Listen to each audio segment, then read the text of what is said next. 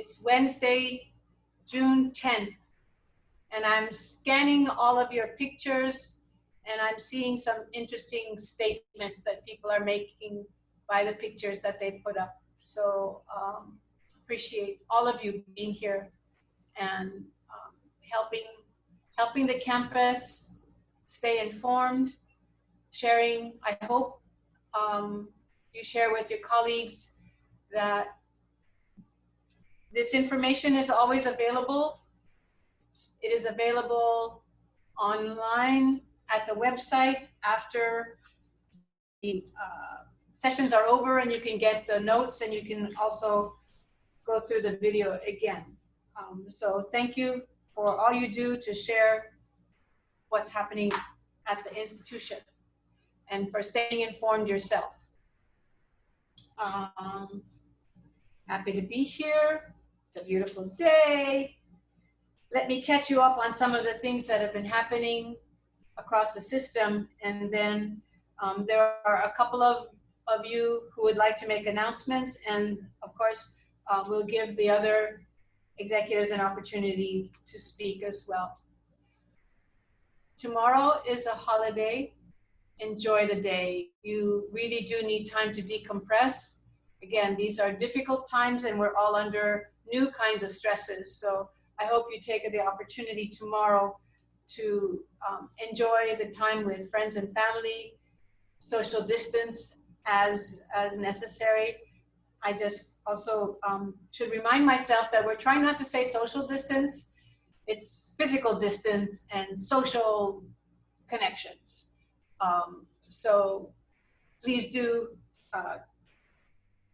follow social hygiene and all of those other kind of things. Okay, so on Friday, the chancellors will be invited to present to a subgroup of the Board of Regents. So the regents have created a COVID-related group to really understand what the institutions are going through, what the plans are from the university's perspective on coming back to work safely and instruction and all of those aspects. So the regents who are involved in this subgroup are Regents Kudo, Sullivan, Moore, Nahalea, and Westerman. And they have invited the chancellors on Friday to share with them some of their unique challenges. Erica, our vice president, is going to do an overview of what's going on in the university community colleges. And then each of the chancellors is going to have 5 minutes to present to the board, or this subgroup of the board, what the institution's unique challenges are. So my intention is to share with the group that we are uniquely challenged in 4 different areas. I think it was 4. Yeah. So we have international student enrollment that is going to impact us in ways that other campuses will not be impacted. And I'll share with them a little bit of what that means. I can monetize it for them as well. So for us, if we continue to have a 20% general decline in enrollment, and I didn't check today, but the last time I checked, it was 19% down for fall. If we are down that much in international students, it will mean approximately $649,000 of loss of tuition if we do end up with 20% fewer international students. We have health programs that will be impacted in part by PPE that we need to make sure our students use in ways that are equivalent to industry standards, as well as placements. We have limited, oh, thank you, Kara, 18.2% down. And Jerry's telling us what that number is. And we'll talk a little bit more about that later as well, what we're doing to enhance that enrollment. So our health programs are eventually impacted by where our students may go for their clinical placements. Some providers are not allowing our students to come on, or they're limiting what they can do once they get there. So that does impact us differentially from other campuses. We also have a campus that is so very attractively located next to a major tourist attraction. And we have many more tourists on our campus than other campuses have. And so if tourism does open up, that does leave us also differentially impacted. We also have buildings that are designed like motels, where every door leads to the outside, which makes sanitation sometimes more difficult. So if we are having sanitizers accessed at entry points, that means every classroom is an entry point, as opposed to lots of other campuses where there's a single entry point for building access where sanitizers could be left. So that's what I'm expecting to share with the board on Friday. The legislature, as you may know, is coming back in session on June 22nd. That is significant for us because we're still waiting for our budget numbers. Yeah. They will need to make a decision on the budget sometime before July 1, which is the start of the new fiscal year. So we're still on hold with respect to budget numbers. Yep, and you guys are right. There are some buildings like Olona and Kopiko and some parts of Iliahi that do have a single point, but the majority of the buildings are not designed that way. It's just different for us. A little bit about enrollment. So as you're seeing, the numbers are up there. And what are we doing about it? We still have folks in the Honda International Center who are doing online kinds of conversations with international agencies and providers. There is going to be a virtual college fair that P20 is going to be running. There are 6 pathways that they're talking about, and our programs can apply for a 30-minute infomercial. So consider whether or not you would like your program to do a 30-minute program infomercial in this virtual college fair. You have to sign up by June 12th, which is Saturday. Is it Saturday? No, Friday. Right, so Friday is a deadline for signing up for a 30-minute slot. If you want to do that, you can talk to your deans about it. They've been given all of that information, and I hope that you have it now as well. Let's see. We're still waiting for a couple of things related to faculty in particular. So we still don't have that tenure and promotion document that might give you a sense of what it means to request an extension. And the option to do the online tenure and promotion document has been discussed with the union. I believe that there was a request from the union to have some time for consideration, and I have not heard back on the union's final discussion of the option.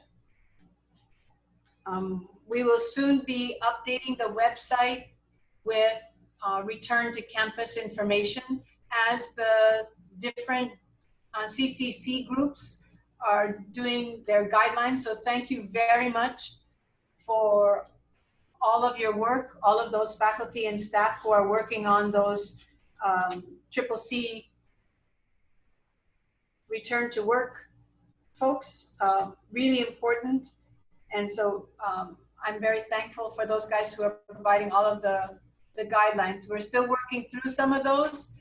We've been given some information from the Office of the General Counsel. It relates more to employees than it does to students, but we were all told today that OGC is working with the rest of the UH system groups on guidelines for interactions with students. So all of the questions that you have about masks or no masks, what do we do about it? They're all under very close scrutiny by all of the different people. We are poised to get the UHCC guidelines about all of these things, but again, we are working on our guidelines for our campus. When we get anything from the system, we will make sure that we align with them so that we're not out of sync. But we cannot wait for those conversations. So I'm very appreciative of everyone who's given input on the guidelines for us. As you know, we have 4 groups that are looking at issues for instruction, for student support, for facilities and employee safety. And they're all working very hard on guidelines, and they are being discussed and being given feedback on all kinds of things. So it is coming. I'm sorry that we can't work faster than we're working, but we want to make sure that we are getting lots of feedback before we put anything out there. And as you know, things are changing even now. Guidelines from CDC, city and the mayors, they're all going and making pronouncements for their areas. And so we're trying to be mindful of all of these things that are in play. We're not acting alone on any of these things. As you know too, we had student surveys at the end of the spring semester, and we had faculty surveys at the end of the spring semester. We've just been given the results of our campus student surveys, and we will be looking through those to make some general statements. There were hundreds of comments from students, hundreds. And so trying to make sure that we use the information to help. But I was able to get, just from a really cursory look, and I got through like 150, 180 comments. I didn't get all the way through before I had to stop for some other reasons. But what is clear to me from those things is that we need to do a better job of communicating to students what resources they have available to them. Some students said, you know, could you make Wi-Fi free? It's like, yeah, it's free already. I needed a quiet place to study. It's like, yeah, the library was open. And it seems that some students didn't know all of these things. So we have to make sure that we make that communication more explicit, more visible. It's always the case. Communication is always a really important thing. And it seems that we somehow, we can't tell every student individually what's available, but we have to find multiple ways of making sure that they do know what's available.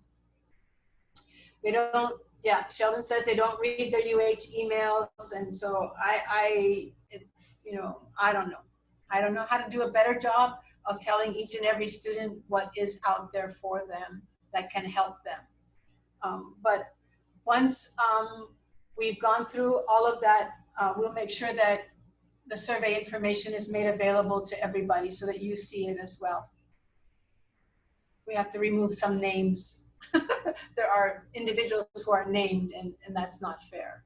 So want to make sure that we sanitize, as they say in the spy trade, the results.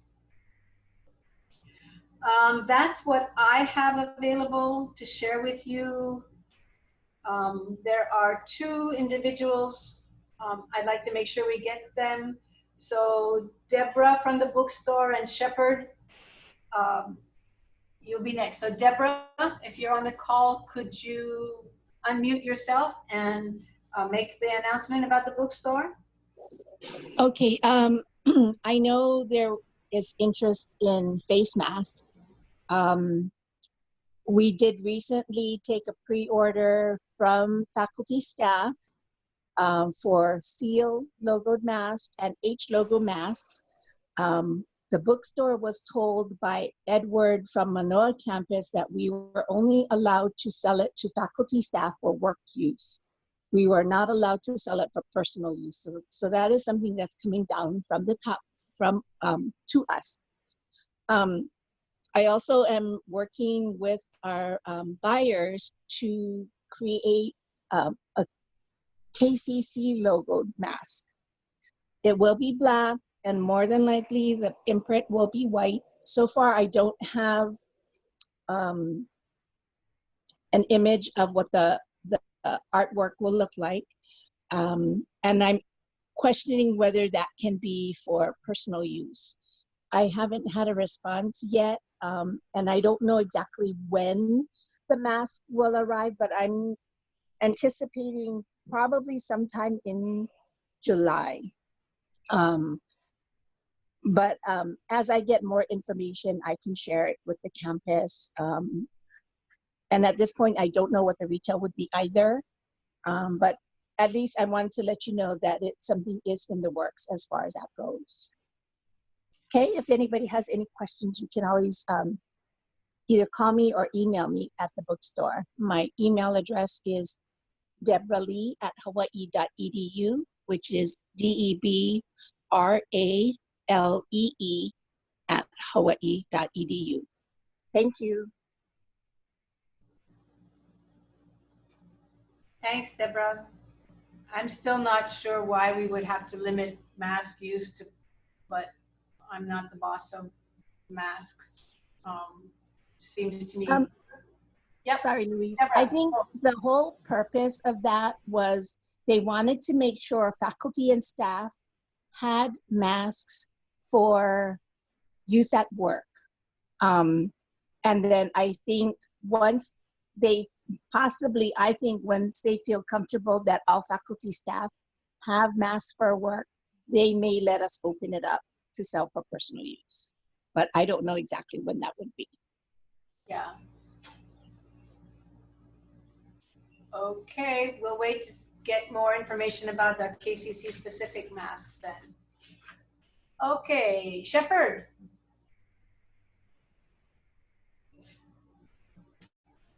Yes. Hello, everyone. Yeah, this is Shepard.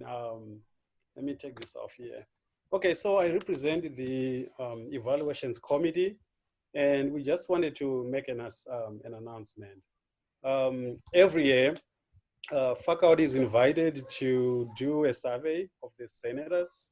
So we've been charged to send out this survey. And originally we planned to do this at the end of the spring semester because it covers the 2019-2020 school year.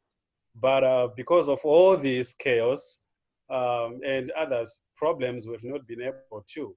So I just wanted to let you know that it's coming within the next couple of days.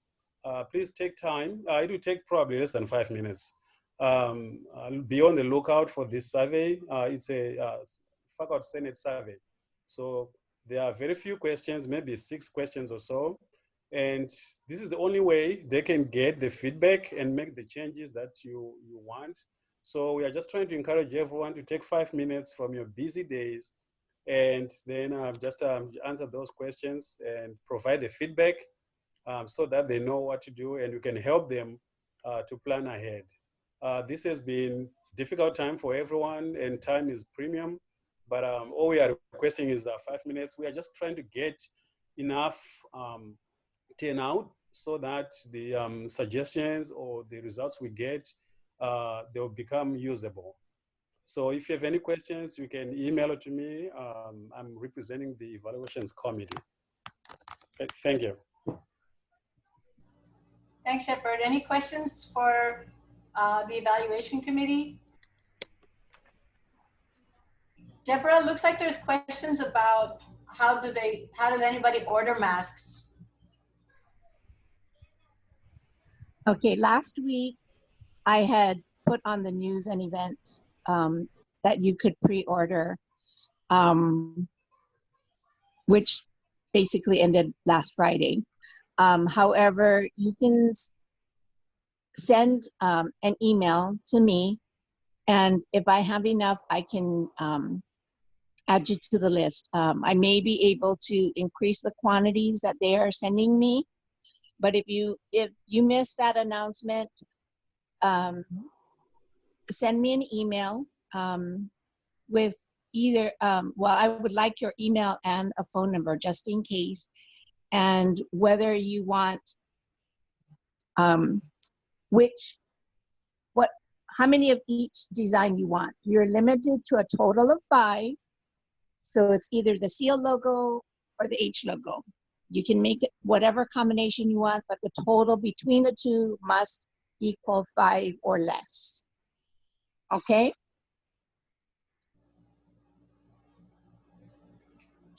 Other questions for Deborah?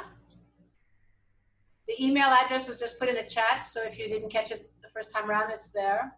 Thanks, Shannon. Okay, let's go through the ELT. We could start with Maria.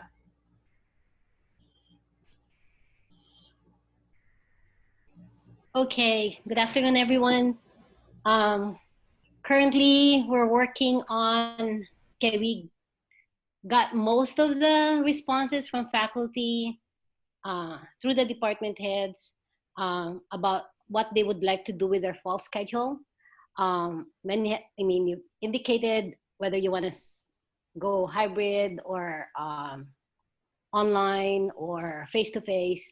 So what we're gonna do is we're gonna start changing things in Banner on Monday. Navaa and Jerry have set up a time when we will be working on this.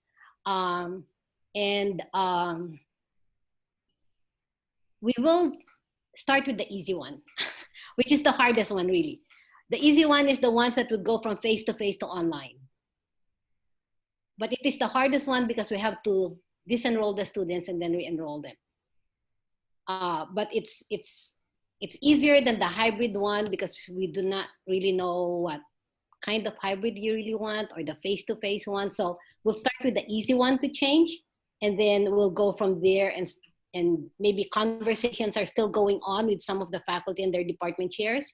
So once we get those, then we'll keep on changing. The goal is for us to have the fall schedule by June 30, all changed in Banner.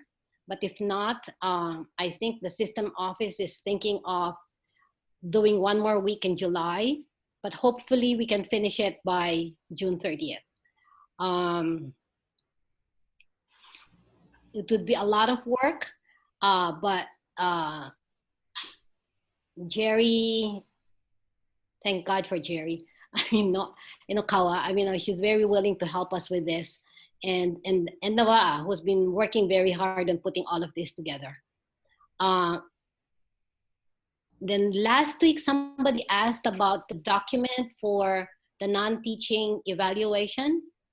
We are working with Faculty Senate to get that done. So before you turn in your contract renewals or tenure promotions, it will be ready.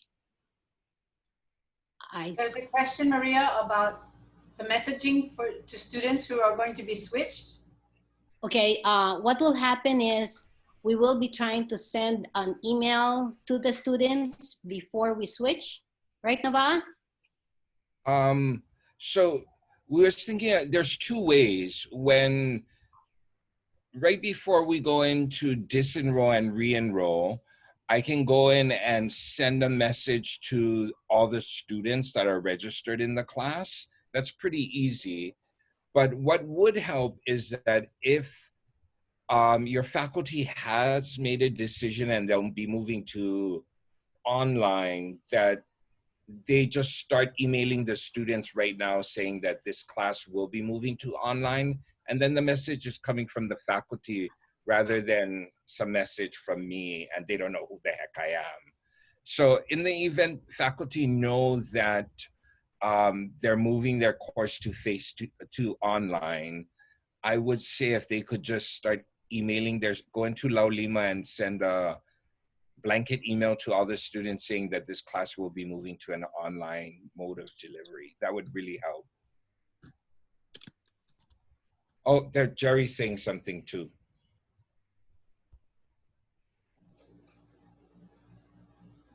Okay. Thank you.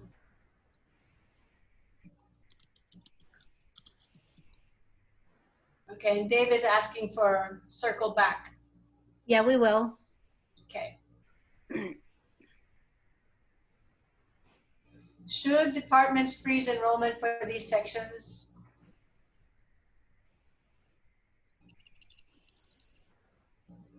I think that is the process, but it can just happen just before we make the change. So what we'll do is we'll get available seats to 0 so that nobody else can register, and then disenroll and then put them back in, and then we'll open it up again. Yeah. So it's not like we'll have to freeze them for a long time.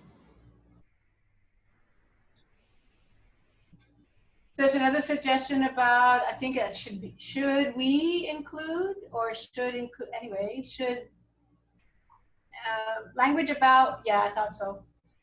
Should we include any language about whether the students need to do anything in response to the conversion? Like, do they have anything to do at all? Or they just have to go, oh my God, now what do I do? Yes, that's more like it. No, they will be informed, and it's up to them. If they don't want to be in an online class, then they can disenroll, right? Would there be a way to say, if you have questions, email the teacher? Yeah, I think they can do that, and that's what Nava was wanting to do. I mean, no, like was asking the faculty to do anyway, for them to get in touch with the students already, so that yeah, they have the conversation with the faculty involved. Would be good, because the students are going to be very nervous. Yeah. Standardized language that the teacher should use in our emails out to the students.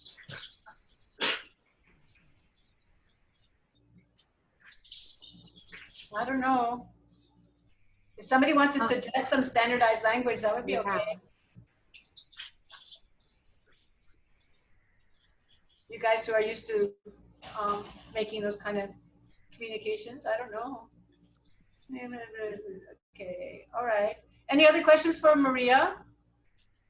So, hi, it'd be probably easier to do this and trying to wait for my slow typing. So yeah, I mean, I know I made this comment to you, Maria, that, submitting this on June 4th was a challenge because there's just so many things that, we don't have answered yet. One of the conversations that's taken place, you asked us to submit layouts for 6 feet social distancing in every classroom, and then we were asked to do 3 feet. So that's something that could make a very big difference as far as how many students can be in a class or should be in a class, or are we comfortable in a class, and that could make a big difference in how we decide to deliver a course or not.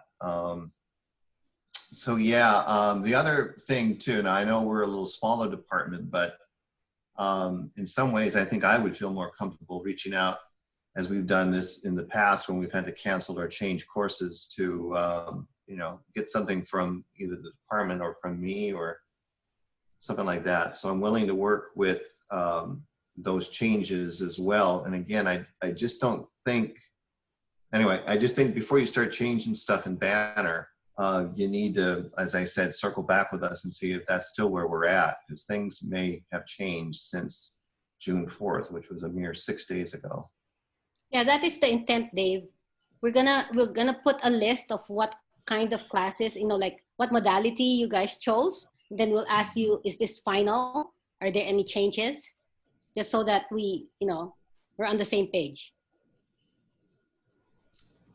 And it would really help if you do the connecting to the students, instead of Nova sending all of those, email to the students. Then it would really help if the department chairs would help the process too. Yeah. Well, I'm not volunteering all the department chairs, but well, I'm saying I can hear the heavy sighs, across the state. But I would personally prefer that, you know, our intentions was as we would make a change from one to another. Okay. Okay, if you can do that, then we're not gonna touch host. I mean, you know, like, yeah, no, but you can just let Jerry know that you've zeroed out the seats available so that Jerry can start disenrolling them. You know, we can work this out. Yeah, just Yeah.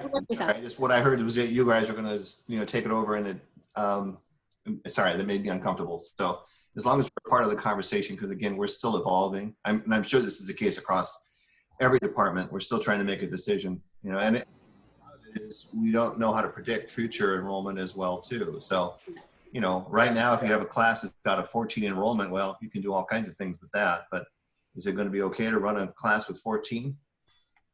Yeah. So, you know, these, you know, I would like to thank you, Chancellor, for sharing what your topics are with the Board of Regents, but I think that's got to be part of the discussion too, is enrollment numbers. Yes. You know, no, we got to adhere to 67% enrollments. And I'm sorry, just I don't mean to be a wet blanket, but man, I don't know if that's one of the standards we really need to live by in fall. Yeah. So I know that the Vice President is going to have an opportunity to speak overall about the community colleges, and one of the things that she does want to the board to understand is that we in the community colleges have much smaller classrooms. The physical space is smaller than Manoa's spaces. So when we're talking about 6-foot social distancing, we're creating a capacity issue that we would only be able to really accommodate a third of the students we normally might, and that is a real challenge for us for all those reasons that we know. So that point is going to be made to the regions. Nava'a, did you want to say something? yeah, so what I'm doing right now is I'm creating lists for all the chairs of all the sections that are in their department, and I'm putting drop-down menus just so they can relook one more time to say that they approve of the modality that of the list that I'm looking at. Like if it says that they chose number 2, I'm just going to resend it to them so they can either approve it or disapprove it or tell me to wait. But I know the majority of so me and Jerry was thinking of doing this on the 15th. And to be honest, I don't think we're going to get them. We're going to tackle the easy ones, which is probably the ones who folks said, no, I'll go to online. And that's a little over 100 courses. So that might just take the 15th. But you know, Jerry, she's speedy. So, but for me, I just wanted to look at the ones who people had no problem with moving it to online and there were no other comments. But I'm putting together a list and I'll send it to all the chairs just so we can kind of get a formal approval from them that they're relooking at it one more time before we make any changes. Alfred's asking a question. Do we need to publish the course? Assuming this message to the students about course change will be sent via La Lima course site, do we need to publish the course? Do you mean make it live on class availability, Alfred? What is that? I'm sorry. Do you want to unmute yourself and explain yourself, Lucy? Well, the idea is if you send it via La Lima, it seems somewhat official from the course. And it's not clear to me whether I need to publish it temporarily to send the message and unpublish it. This is a technicality in La Lima then. Yeah, so, someone might know. Susan says, Yeah. you can, and Jamie says, so answers are in the chat. I'm so thankful that there are these smart people who have all of these extra skills that I know nothing about. Louise? Yeah. Just to tag on to what Dave was talking about earlier, I guess I'll be the wet blanket too from the healthcare perspective. I want to make sure that we're not looking at this and bringing students to campus in our classroom lens of just instruction within the classroom as our only component for making the decision of how we offer the course. The students will have to take modes of transportation to get here. The more students we have on campus, the larger groups we will have. So we really need to think about safety in general when we're thinking about how we deliver. So our first priority really should be, how can I deliver this safely? Can I do more via online? Can I use hybrid more effectively?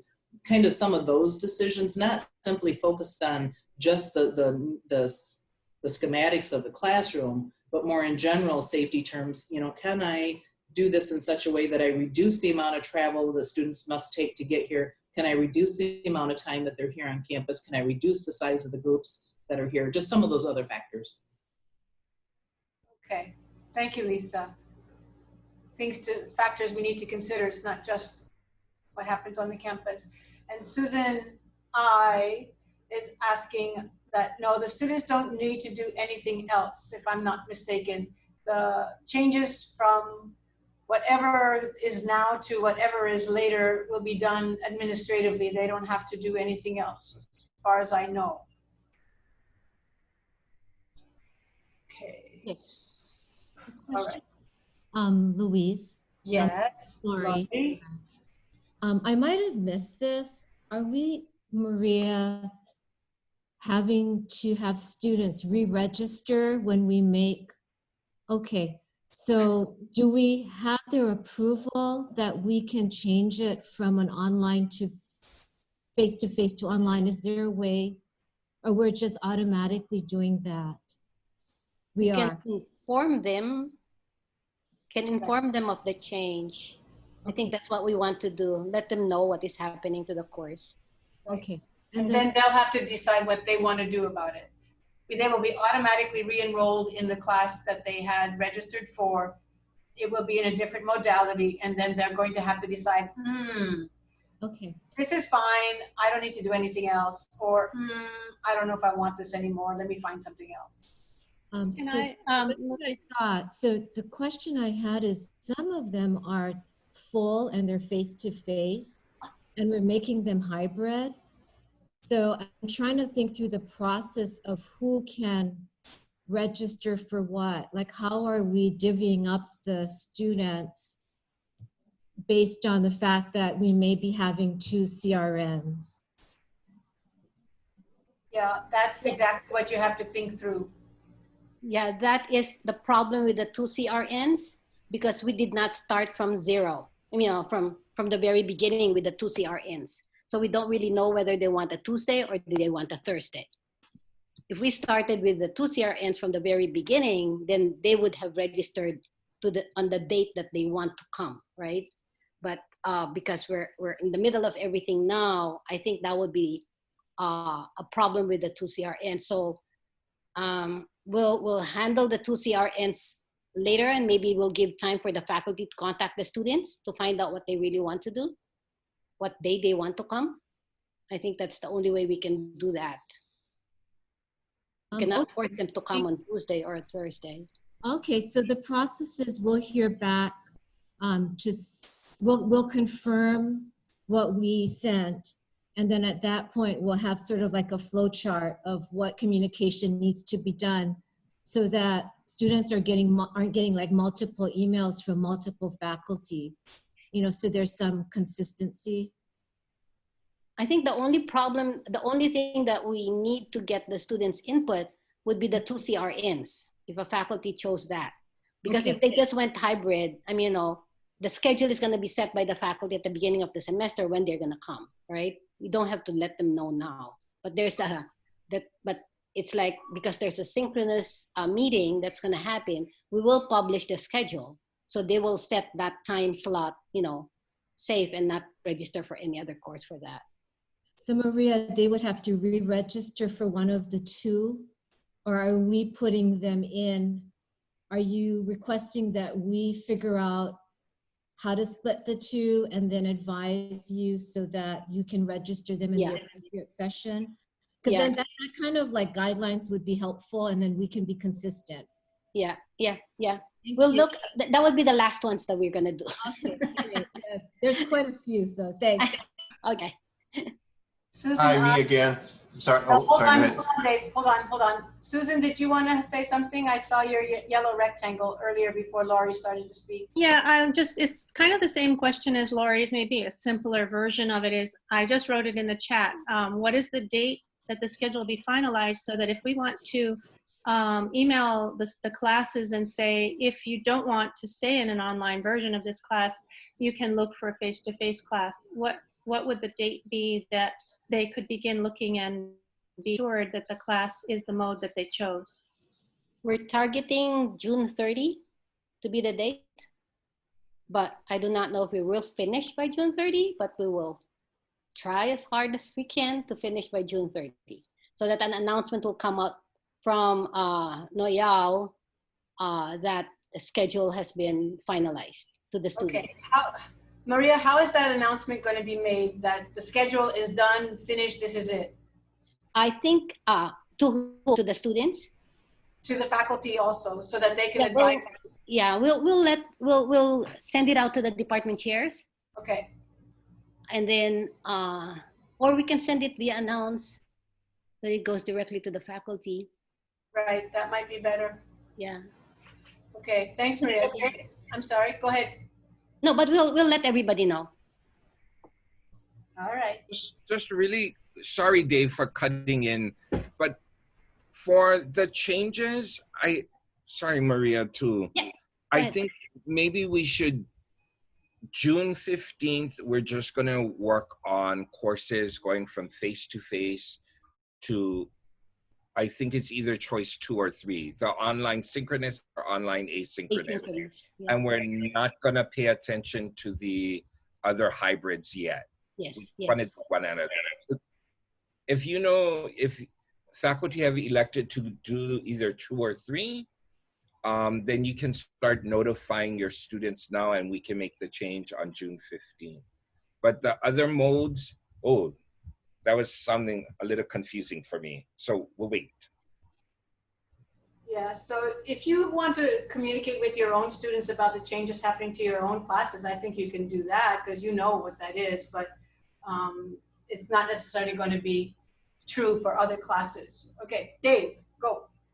Yeah, so joining Susan I's dead horse beating. I know this is something we've talked about before, and I don't think we're anywhere close to an answer, is the idea of, and I know we're at 5 different iterations of hybrid. And if you haven't seen Susan Jarowski's video, there is Oscar buzz already starting to happen on that. So look for that at your next Academy Awards.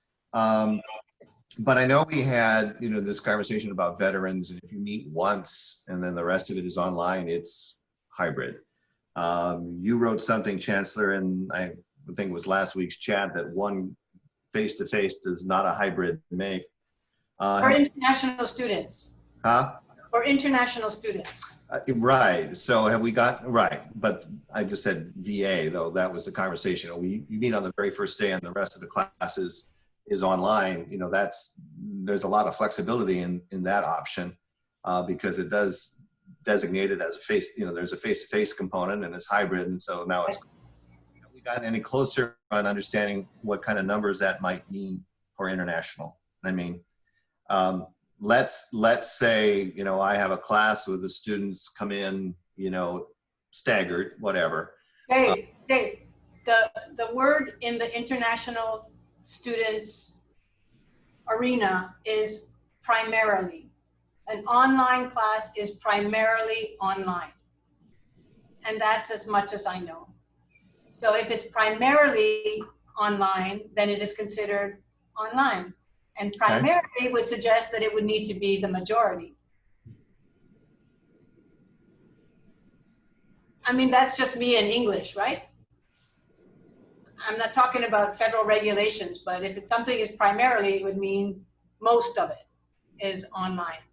And that's what defines online. So we're still working on the CVIS thing, and I don't know. Yeah, Sean is on. So Sean, anything you want to update us on for international students? I think that we are in parallel with your definition as well. Our concern is that term primarily. There's no in between, there's no hybrid. Um, what we're wondering is if there is going to be a future definition out of all of this, because clear this is not only specific to our campus, but as you know, these regulations are long outdated in that the regulations always change last, and which we follow, but the regulations clearly say primarily online or primarily not. And so I think we need to just keep that in mind with regards to our international kids. I do think we're moving in a good direction with regards to exemption process. And as a matter of fact, Susan has, has also reached out, and we have some other things that are in the works to help advance our cause with regards to our request for exemption to help and expedite that. So we thank you for her work on that. And I know that basically we're taking that letter, we're getting it into the hands of Congress or the Senator, yeah, and Senator Schatz, I think, and we're going to see if we can also request additional assistance in expediting that process. So thank you so much, Susan, for your help with that too. Right. And Jan, remote synchronous does not work for international students. They have to be physically present on the campus that issued them the I-20. Okay, I'm not gonna ask if there's any more questions from Maria because we'll be here all day. Sorry, Maria. Noel? Okay.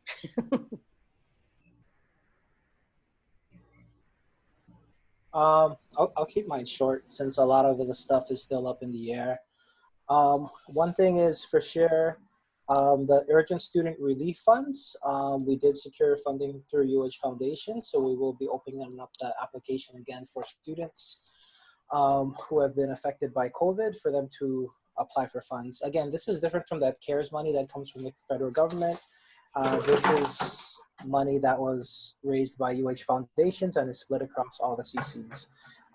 The application will reopen sometime before the end of the month of June, either the 17th and the 24th. I'm not sure which one it will be since they got to do a lot of changes to the app. Once I have that information, I'll send it out both via blast and then to the various units that we have, and then also probably post something on the website to kind of make sure that students can apply.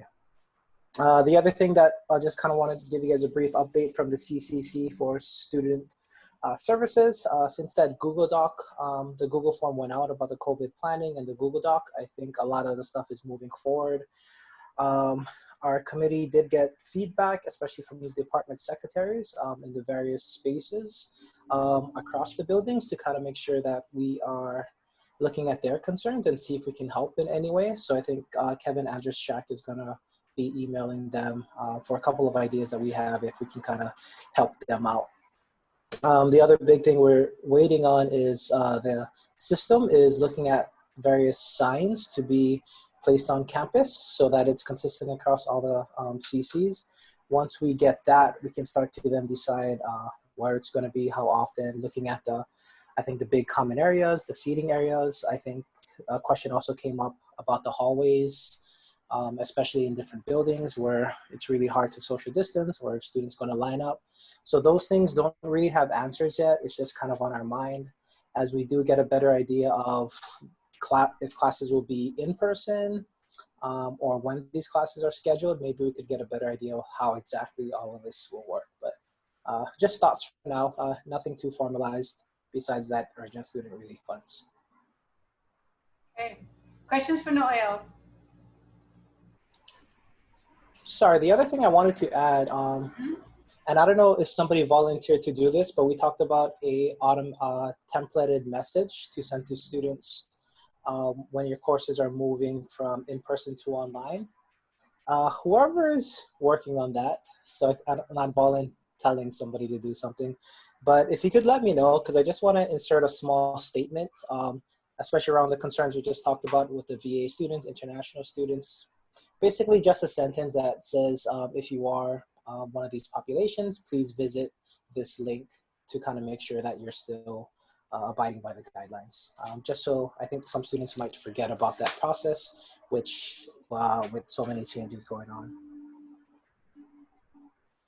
Maybe you can send your one sentence to everybody. I could do that too.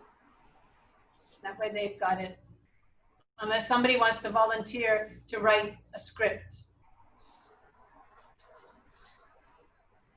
Oh, don't hear too many takers. I think their mic is on mute. The script will be very individualized. Okay. Okay. Thanks, Nava. Nava, do you have anything else you want to say? I am no AL, but I don't know if I was actually talking to Nava. No, Yeah, she was. No, not right now. No. No, Al, did you want to say something more? Nope. This person is good. Nava, you have something more you want to add? They're making tricks because I sometimes mistake them too. And anyway, we won't go into why I mistake them. Okay, Carol, Pushko. Good afternoon, everybody. Just want to let you know that Continuing Ed has a number of classes running online. And then I want to also announce that we launched our webinars yesterday, the Kaya Ulu webinar series, and it went very well.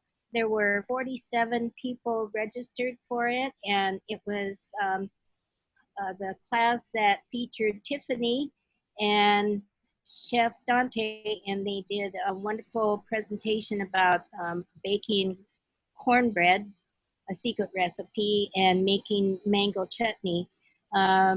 We would invite you, if you have anything that you want to share with the community, which of course includes the community of Kapiolani, to get in touch with Melissa Nakamura at mchar@hawaii.edu. These are free webinars. We're just trying to keep engaged with the communities, and then also it's a way of marketing what we do at the campus and keeping them engaged with us. Thank you very much. Okay, thanks, Carol. Whew. Yes, the webinars are free to the community. And if you want to deliver one to the community, just let Melissa know, mchar@hawaii.edu. There needs to be lead time because they do some marketing to the community, so we don't want to have it, or you say, oh, I want to do one tomorrow, because they will need time to advertise and get the word out. Okay, wow, this has been a good meeting. Thank you, guys. Anything else that anyone in the audience would like to share? I do. Oh, you first, Susan.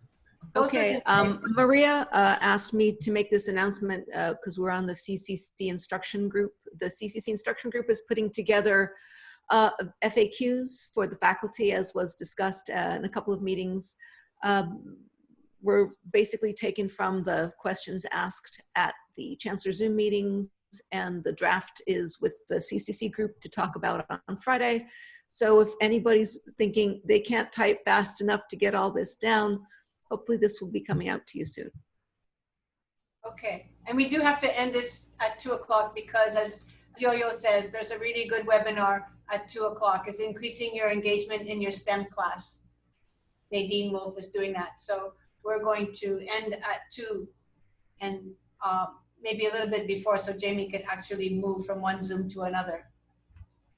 Anyone else have things they'd like to say? No, no, see, I knew I'd do that. Nava, did you want to say something else? Yeah, so Dave has been asking in the chat about the next step courses and when will they know about summer 2. So they've made decisions on a lot of the health science courses because that's a big thing. So what they did was they surveyed all of the students. There's a little over 1,000, I think, that are actually in summer session 1 next step career exploration courses. And they did a survey looking at where students want to, where their interests are. So some of the courses that we put up that we're having our last conversation about today are courses such as accounting, business, ICS.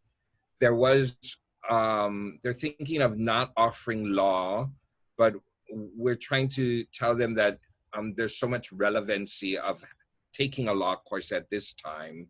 And then some of the courses we had prereqs to it.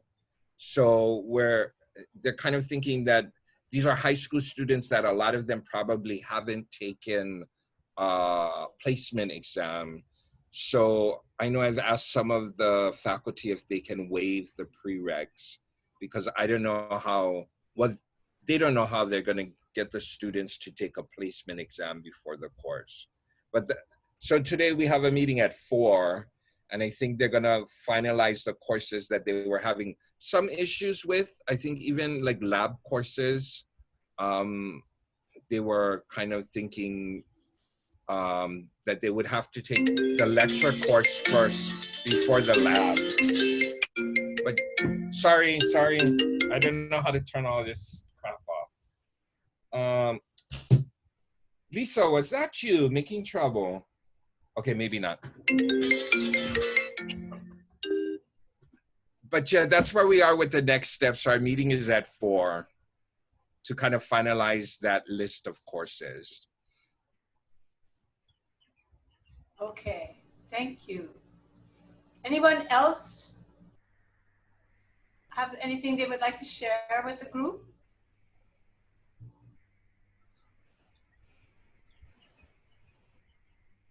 We have around 200 faculty doing professional development this summer.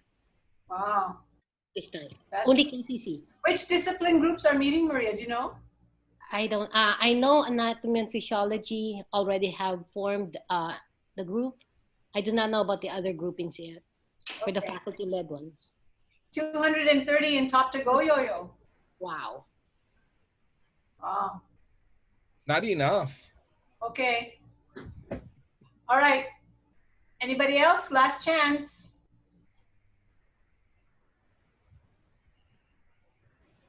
Okay, everybody. Thank you very much. You can unmute your mics and say goodbye to each other. We'll see you next week, Wednesday. Bye. Bye. Bye. Bye. Bye. Bye, everyone. Take care now. Bye, everyone. Aloha.